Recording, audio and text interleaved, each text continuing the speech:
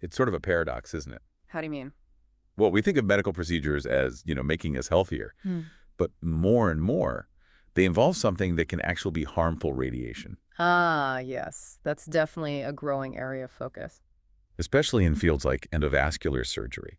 It offers incredible benefits, but raises these concerns, right, about Yes. radiation effects on patients and the staff, too. You've hit on a crucial point. And that's exactly what this deep dive is about, really getting into radiation safety, specifically for vascular surgery and endovascular therapy. Okay. We're using Rutherford's Vascular Surgery and Endovascular Therapy, the 10th edition, as our guide. It's pretty comprehensive on this. Great. So whether you're listening as a patient, maybe someone working in medicine, or honestly just interested in medical advances and, well, their implications, this is for you. Our aim is to pull out the really key info on radiation safety for these procedures, explain the risks clearly, and talk about how exposure is minimized for everyone involved. Exactly. We want you to feel informed, not overwhelmed by all the technical stuff. So where do we even begin with such a, well, complex topic? Let's start with the basics. Not all radiation is created equal, you know? Yeah. Think of it in two big buckets. There's non-ionizing radiation, like ultrasound, MRI. That stuff doesn't really have enough energy to mess with atoms in a big way. Right. But the kind we're focused on today is ionizing radiation. That's your X-rays, gamma rays, beta rays. The ones used in these procedures. Precisely. This type does have enough energy to interact with atoms, knock electrons off, and potentially cause biological damage. That's the key difference. Got it. So ionizing is the key word. And it sounds like just measuring, I don't know, the raw amount of radiation isn't the whole story for biological harm. Exactly right. Just measuring exposure in the air, like in Roentgens, doesn't tell you the biological impact. We need more specific units for risk assessment. Okay, like what? First, there's the absorbed dose. We measure that in grays, symbol G. It tells us how much energy is actually deposited per unit mass of tissue. Energy deposited. Okay. And this is important. Different types of ionizing radiation cause different amounts of biological damage, even for the same absorbed dose. So 1 gray of X-rays isn't the same biologically as 1 gray of, say, alpha particles. Exactly. It's like being hit with the same force by a pillow versus a hammer. Different effect, right? Good analogy. Yeah. So how do we account for that difference in biological punch? That's where the equivalent dose comes in. It's measured in Sieverts. Okay. We take the absorbed dose in grays and multiply it by a radiation weighting factor, WR. This factor basically ranks how damaging each type of radiation is. So it adjusts for the hammer effect. Sort of, yeah.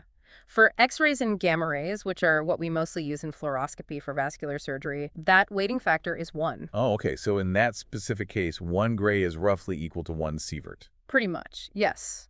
For our purposes today, grays and sieverts are often numerically similar, but the sievert gives us that more biologically relevant measure.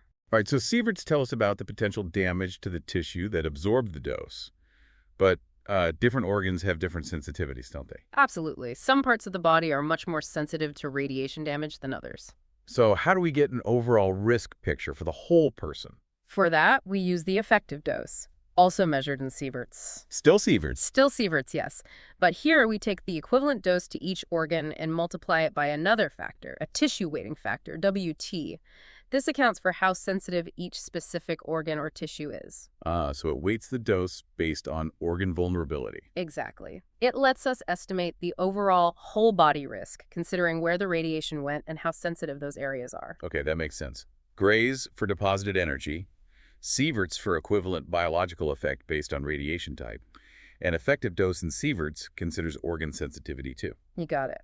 And because the doses in medical settings are usually quite small, we often talk in milligrays, MGI, and millisieverts, MSV, just thousandths of a gray or sievert. All right, MG and MSV. Yeah. Okay, so now we know how it's measured. How does this radiation actually affect our bodies, our cells? Okay, broadly speaking, we talk about two main categories of biological effects: deterministic effects and stochastic effects. Deterministic, that sounds like cause and effect, predictable. That's a good way to put it. Deterministic effects happen when a high enough dose of radiation kills or significantly damages a large number of cells. Okay. These effects have a threshold dose. You need a certain amount of radiation before they even appear. And above that threshold, the severity increases as the dose increases. Examples. Things like radiation-induced dermatitis, skin burns, essentially, cataracts in the lens of the eye. infertility, or damage leading to organ atrophy or fibrosis. And is the threshold high for these? Generally, yes. Often you need doses greater than 1 or 2 sieverts, so quite significant exposure. However, the lens of the eye is more sensitive. The recommended threshold there is lower, around 0.5 SV, because cataracts can show up much later. Half a sievert for the eye lens. Yeah. Okay. And what about really high acute whole body doses? Well, that's more like radiation sickness scenarios. At around 0.5 to 1 SV whole body dose, you might feel mild sickness. At 1 SV, you see changes in blood counts. Nausea, hair loss start around 2-3 SV. Doses around 3 SV can be potentially fatal, and survival is unlikely above 6 SV. But these are levels way beyond typical medical exposures. Right, thankfully. So that's deterministic threshold, dose-dependent severity. What about the other type? Stochastic. Stochastic effects are different. They're probabilistic, meaning they happen by chance. Like rolling dice? Kind of. They result from radiation causing damage to the DNA within a single cell, which might lead to a mutation. It's an all or none event for that cell. Okay. The key thing here is that the probability of a stochastic effect happening increases as the cumulative radiation dose increases. But, and this is crucial, there's no proven threshold dose below which the risk is 0. No threshold. So any amount could theoretically increase the risk slightly. That's the current thinking, especially based on the linear non-threshold model, or LNT model, which we apply mainly at low doses, say, under 100 millimSv per year. LNT model. It assumes the probability of effects like cancer or heritable genetic defects is directly proportional to the equivalent dose, even down to very small doses. And if one of these effects, like cancer, does occur, is its severity linked to the dose? No. Unlike deterministic effects, the severity of a stochastic effect is independent of the dose that caused it. The dose only influences the probability of it occurring in the first place. So what are the main stochastic concerns? Primarily cancer induction and potentially heritable genetic defects passed down to offspring. Okay, cancer risk. How big is that risk estimated to be from radiation? Well, the general estimate is about a 4% increased risk of fatal cancer per 1 sievert of lifetime effective dose. 4% per sievert. How does that compare to, like, the normal risk of cancer? Our background lifetime risk of dying from any cancer is around 20%. So an extra 4% per sievert is significant, but you need a substantial dose for the absolute risk to become large. Per millisievert, that risk is tiny, about 0.0004%. Okay. So low medical doses add a very small probability, but it's cumulative. Exactly. And there's also a risk of non-fatal cancer, estimated around 0.8% per sievert. It's important to note, though, that below about 100 millisv of exposure, it's been very difficult to statistically demonstrate an increased cancer risk in human populations. Right. The signal gets lost in the noise at low doses. You mentioned atomic bomb survivors earlier. Yes. Studies on them have been crucial. They showed clear increases in leukemia, often appearing within a few years, and later increases in solid cancers like lung, thyroid, breast, skin, GI cancers, sometimes decades later. And you said children are more sensitive. Yes. The risk is estimated to be about 2 to 3 times higher for those exposed as children or adolescents, and also for prenatal exposure. Their cells are dividing more rapidly. What about the risk of passing on genetic defects? Is that a major concern? It's interesting. While it's a theoretical risk, studies on the children of atomic bomb survivors haven't actually observed a statistically significant increase in inherited genetic defects compared to unexposed populations. Yeah.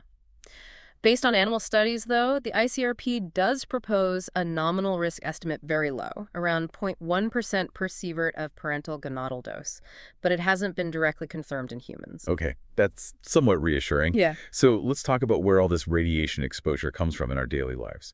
Background radiation. Right. We're constantly exposed to low levels of radiation. It comes from natural radioactive materials in the ground, in rocks, even in building materials. Cosmic radiation from space is another source. And it varies by location. Definitely. Higher altitudes get more cosmic rays. Certain geological areas have more radioactive elements in the soil. In the U.S., the average annual dose from all natural background sources is about 3 millisieverts, 3 millisv. Okay, 3 millisv per year on average. And the single biggest chunk of that usually is from radon gas. Radon. Yeah, it's a naturally occurring radioactive gas that comes from the decay of uranium in soil and rock. Can seep into homes, especially basements. It contributes about 2 millisv per year on average in the U.S. Wow, that's like 2/3 of the natural background. And it's linked to lung cancer. Yes, it's the second leading cause of lung cancer after smoking, so that's natural background. Then there are man-made sources. Like medical x-rays. Exactly. Medical imaging x-rays, CT scans, nuclear medicine is the largest man-made source for most people. Overall, natural sources account for maybe 80% of our lifetime exposure, and man-made sources, mostly medical, make up the other 20%. So adding it all up, what's the average total annual dose for someone in the U.S.? Around 3.6 millisv per year, combining natural background and average medical exposure. It varies, of course. Yeah. For comparison, the average in the UK is a bit lower, around 2.2 millisv. Okay. Now, what about people who work with radiation? You mentioned doctors, nurses. Occupational exposure, yes, that varies hugely. Airline crews, for instance, get more cosmic radiation because they fly high up, maybe around 5 millisv a year. Right. In a cath lab or endovascular suite, it depends heavily on the procedures, the equipment, and crucially, the safety practices. A busy interventional physician might get anywhere from 2 up to maybe 60 millisv effective dose per year. 60. That seems high compared to the background. It can be in some cases, though that's usually an upper estimate. Nurses in the same setting might receive maybe 8 to 16 millisv per year. It really highlights the need for consistent protection. So what are the official safety limits for these workers? The recommendations usually come from the International Commission on Radiological Protection, the ICRP. For radiation workers, the limit is an effective dose of 20 millisv per year, averaged over 5 years. Averaged over 5 years. Yes, and with a maximum limit of 50 millisv in any single year. Okay. And for the general public? The limit is much lower, 1 millisv per year above background. And there are separate limits for eyes and hands, you mentioned. Yes, because those areas can sometimes receive higher localized doses. There are specific higher limits for the lens of the eye and for the extremities, like the hands and feet. You can find these in specific tables, like Table 26.5 in Rutherford's. So the general belief is that if occupational exposure stays below, say, 50 to 100 millisv a year, the health risks are pretty small. That's the general consensus, yes. The risks are considered manageable within those limits, provided other safety principles are followed. Okay, principles. What are the fundamental principles guiding radiation protection? The ICRP outlines 3 core principles. First is justification. Justification, meaning the procedure has to be worthwhile. Exactly. The expected benefit, like diagnosing or treating a condition, must outweigh the potential harm from the radiation exposure. If the benefit isn't clear, you shouldn't do it. Makes sense. What second? Optimization. This is the ALARA principle we mentioned earlier. As low as reasonably achievable. Right. You should always use techniques and procedures that keep radiation doses as low as possible while still getting the medical information or therapeutic effect needed. It involves considering practical and socioeconomic factors too. Okay, justification, optimization, and the third. Dose limitation. This means applying the dose limits we just discussed for workers and the public to ensure nobody receives an unacceptably high exposure. It involves monitoring and staying within those boundaries. So, justify the need, optimize the dose, and respect the limits. It sounds like hospitals and the medical staff have a big role here. Absolutely. Hospitals need to maintain equipment properly, ensure it's calibrated, provide safety instructions and gear. Staff need training, need to follow protocols, monitor exposure, and report any issues. There also need to be specific procedures for higher risk groups like kids or pregnant individuals. Let's focus on diagnostic procedures first. How does radiation safety apply there? Well, the first question is always, can we get the answer without using ionizing radiation? Like using MRI or ultrasound instead? Exactly. If those can provide equivalent diagnostic information, they're generally preferred. Also, some routine x-rays might not be justified anymore. Things like routine chest x-rays just for hospital admission or skull x-rays for very minor head bumps. Often the yield is low compared to the dose. What about CT scans? They're used so much now. Yeah, CT use has exploded. They provide amazing detail, but the dose is significantly higher than a plain x-ray. And newer machines aren't automatically lower dose. Not necessarily. Sometimes faster scanning comes with higher dose protocols. The key is the protocol used. It's often worth requesting lower dose protocols if appropriate for the clinical question, especially for follow-up scans. Like after EVAR endovascular aneurysm repair, those patients often get repeat scans. Right. And that cumulative dose from repeated CTs is a real concern, particularly for younger patients, women, and those needing many follow-ups. The lifetime cancer risk, while small for one scan, can add up. Is there a move away from CTs for that kind of surveillance? Yes, definitely. Ultrasound, sometimes with contrast agents, is proving very effective for routine EVAR surveillance, even after complex fenestrated grafts. It avoids the radiation dose entirely. That seems like a positive shift. Right. What about Dyna-T? You mentioned that earlier. Dynasty, or 3D rotational angiography, is done in the angio suite. It gives CT-like images during the procedure, great for planning or finding problems like endoleaks. And the good news is its radiation dose is significantly lower than a standard diagnostic CT scan. Lower dose, that's good. We also need to think about organs getting irradiated even if they aren't the main target, right? Scatter radiation. Absolutely. The lens of the eye, the thyroid, breasts during head or chest scans, the gonads during pelvic scans, they can all get a dose even if they aren't in the direct field of view. This scatter is especially important to consider for younger patients and women of childbearing age due to long-term risks. You mentioned patient shielding, like lead aprons, isn't always used now. Why is that? It's a bit counterintuitive. With older machines, shielding sensitive organs was standard. But modern fluoroscopy and CT scanners have automatic exposure control, or AEC. Easy. These systems measure the radiation getting through the patient and adjust the output to maintain image quality. If a lid shield is in or near the beam, the AEC might sense less radiation getting through and actually increase the output. Oh, so the shield could inadvertently cause a higher dose overall. Potentially, yes, or at least negate the benefit to the shielded organ while increasing dose elsewhere. So the focus has shifted more towards optimizing the technique itself, collimation, exposure factors, rather than relying solely on patient shielding in many situations, especially if the shield might interfere with the AEC. Interesting. Okay, let's shift to the endovascular procedures themselves. What are the big radiation safety concerns for the operators? Well, these procedures inherently involve significant fluoroscopy time. Even if the dose per case is low, say 0.05 millisv for a coronary intervention, doing hundreds of cases a year adds up. Operators can potentially get annual doses of 5, 10, even up to 60 millisv in some reports. And hands are particularly at risk. Very much so. Just 1 minute of unprotected direct beam exposure to the hands can deliver around 20 millisv skin dose. Deterministic effects like skin redness can occur above 2 SPO. Chronic exposure also raises concerns about eye damage, like cataracts, and potentially increased risks of thyroid, brain, and skin cancers over a career. So even for older patients where long-term cancer risk might be less of a focus, we still need to minimize dose to prevent those immediate deterministic effects, skin burns, eye issues, in the patient and the team. Absolutely. Comparing 10 minutes of fluoro to maybe 200, 400 chest x-rays puts it in perspective. The operator has a huge responsibility here for themselves, the patient, everyone in the room. What are the key behaviors?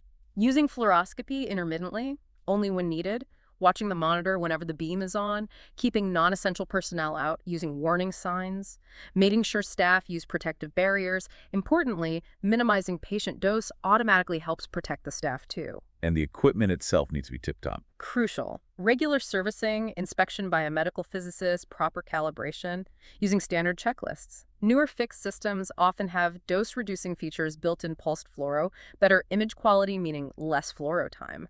Operators must know how to use these features. You said high doses often come down to poor technique or misuse of equipment. Can you break down the essential practice guidelines? Let's start with controlling the X-ray emission. Okay, emission control. Generally, using a higher kVp, kilovoltage potential, and lower MA, milliamperage, is better. It penetrates more effectively with less skin dose. Frame rate is key. Yeah. Use lower pulse rates or pulsed fluoroscopy for routine catheter manipulation, saving continuous or high frame rate fluoro for critical moments. What about magnification? Limit magnification. It significantly increases dose, maybe 2 or 3 times higher. Sometimes digital zoom on a standard image is a better alternative. Also, avoid the high dose or high quality fluoro modes unless absolutely necessary. Use collimation, tightly restrict the beam only to the area you need to see, and use appropriate filters. Does patient size affect operator dose? Yes. Larger patients require the machine to automatically increase output to penetrate, which leads to more scatter radiation, increasing operator exposure. Okay, emission control. Next is time, right? Seems obvious. Obvious but critical. Minimize total fluoro time. Use short taps on the pedal only when you need to see movement or position. Plan your moves before stepping on the pedal. Be aware of the 5-minute timer alarms. Track the cumulative fluoro time and dose for each patient. And limit scene loops, those recorded runs use way more radiation, maybe 10 times fluoro dose, and contribute heavily to staff dose. If seeing is needed, step back. Step back, which brings us to distance. The inverse square law. Exactly. Maximize your distance from the X-ray tube, usually under the table. Keep the image intensifier, usually above the table, as close to the patient as possible. This geometry minimizes patient skin dose and scatter. Remember, doubling your distance from the source cuts your exposure by 4 times. Does the angle of the C-arm matter for operator dose? Yes, certain angles, like steep LAO, left anterior oblique, tend to scatter more radiation towards the primary operator standing on the patient's left. Steep cranial or caudal angles also increase scatter. Using ceiling-mounted shields is especially important during these views. Raising the table helps move the patient away from the source below. So time, distance, and barriers. Barriers are essential. Modern suites must have table-side lead shields. Mobile shields should be used strategically. And those ceiling-suspended lead acrylic shields are incredibly effective, especially for protecting the head and eyes. They can reduce dose by like 20 times. Always try to position yourself behind a barrier. And personal protective equipment, PPE. Non-negotiable. Properly fitting lead aprons, at least 0.25 millimeter lead equivalent, wraparound style is best. Leaded glasses are crucial for eye protection, thyroid shields. Protective gloves with lead are available but less common because they reduce tactile feel. All PPE needs annual inspection for cracks or damage. What about lead caps for brain protection? Studies haven't really shown a significant clinical benefit from lead surgical caps in reducing brain dose from scatter.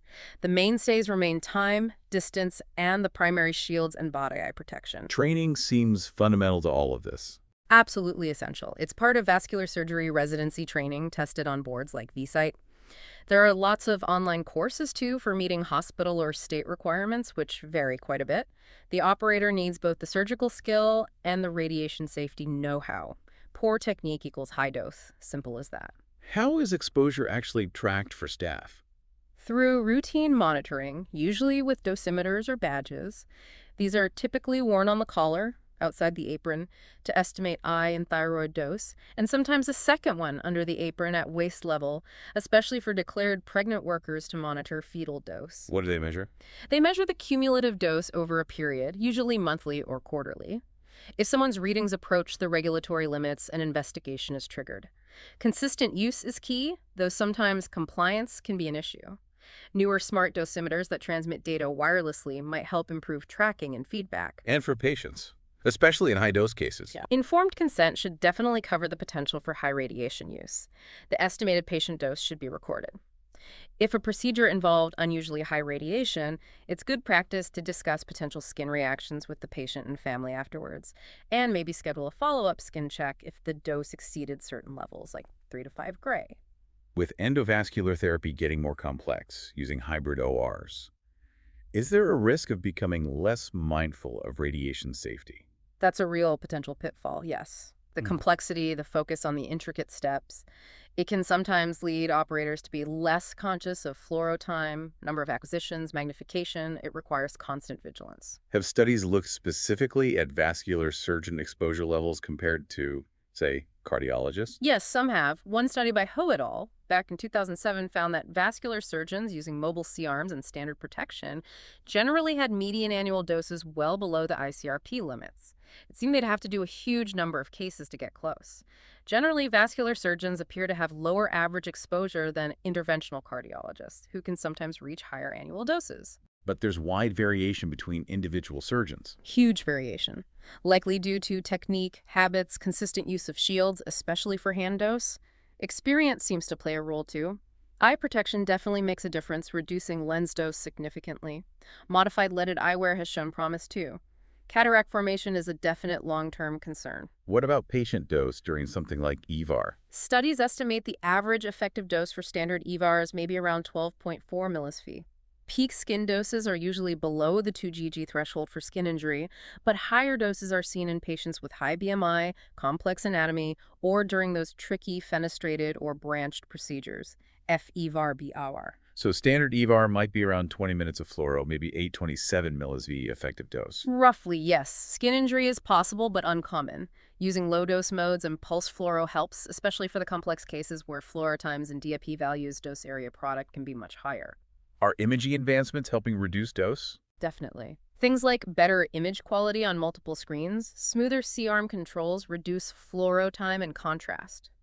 Off-table planning software, Tools for precise cannulation, remote device controls, 3D navigation that fuses pre-op CT with live fluoro. These all help cut down radiation and contrast, particularly in complex cases. Even robotic systems are emerging for peripheral interventions, potentially allowing remote operation. Okay, let's address a really important area: radiation and pregnancy, for both patients and staff. Yes, a very sensitive and crucial topic. With medical radiation use increasing, potential exposure for pregnant women, patients, or workers needs careful consideration. The good news is, for most indicated medical procedures, the actual fetal risk is usually very small compared to other pregnancy risks. What about pregnant healthcare workers? What are their options? Federal law allows a worker to formally declare her pregnancy to her employer. It's voluntary but highly recommended, Why declare? because it triggers additional precautions to specifically limit fetal exposure and ensure it stays within the recommended guidelines throughout the pregnancy. And fetal risks depend on dose and timing. Yes. The dose matters, and the stage of pregnancy is critical.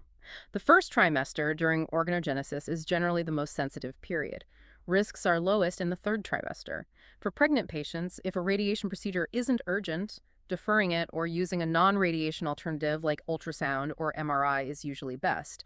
And clear communication about risks versus benefits is essential. What are the main potential adverse effects on the fetus we worry about? The big categories are miscarriage, teratogenicity, causing malformations, mental retardation or neurodevelopmental issues, intrauterine growth restriction, IUGR, and inducing childhood cancer. Are the doses in normal diagnostic tests high enough to cause malformations? Generally, no. The doses from typical X-rays or even single CT scans are usually well below the threshold thought to cause major malformations, fetal death, or significant CNS damage. However, very complex, prolonged interventional procedures could potentially exceed those thresholds, which are often considered to be around 100-200 millisieverts. What about effects on intelligence? Below 100 millisieverts, significant effects are unlikely. But studies like those from Hiroshima showed that higher fetal doses, especially between 8 and 16 weeks gestation, were linked to an increased risk of severe mental retardation and measurable decreases in IQ. And cancer risk, even at lower doses. That's the main concern at lower levels, yes. Radiation exposure in utero has been shown to increase the risk of leukemia and other childhood cancers.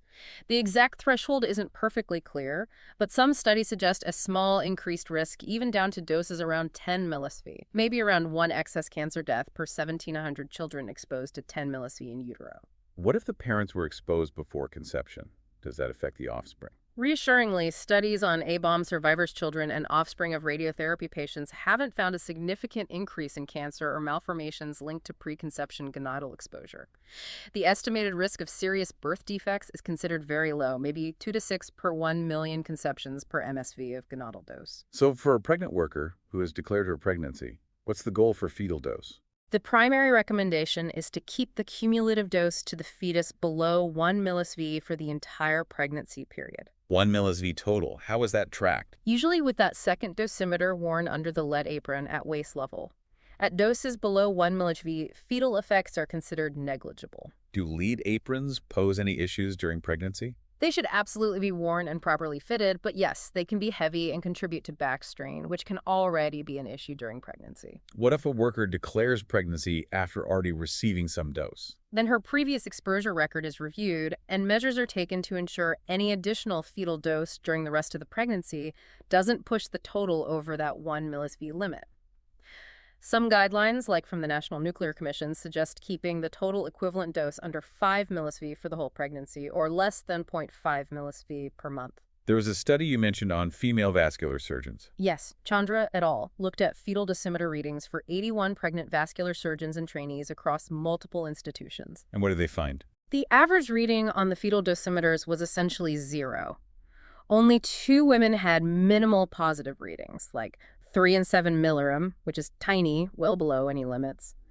They also found no significant difference in the mother's own radiation exposure before, during, or after pregnancy. So the conclusion was That with proper, consistent use of standard radiation safety precautions, the concerns about significant fetal radiation exposure for professionals in this field might be largely unfounded. Practice good safety, and the risk appears very low. This has been incredibly thorough, a really valuable deep dive into radiation safety. If you had to boil it down, What are the absolute key takeaways for our listeners? Okay, first, recognize that radiation use in medicine, especially endovascular procedures, is increasing, and it carries potential risks, right, for patients and staff. Second, understand the basics ionizing versus non-ionizing radiation, the units like grays and sieverts, and what they mean for biological effects. Deterministic and stochastic effects. Exactly. Know the difference, deterministic having thresholds and dose-dependent severity, stochastic being probabilistic, no threshold, risk increasing with the dose, remember recommended limits, and crucially, embrace the core principles: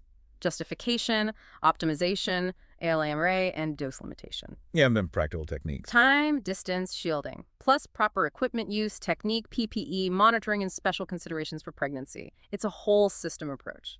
So looking ahead, medical tech keeps advancing, treatments get more complex.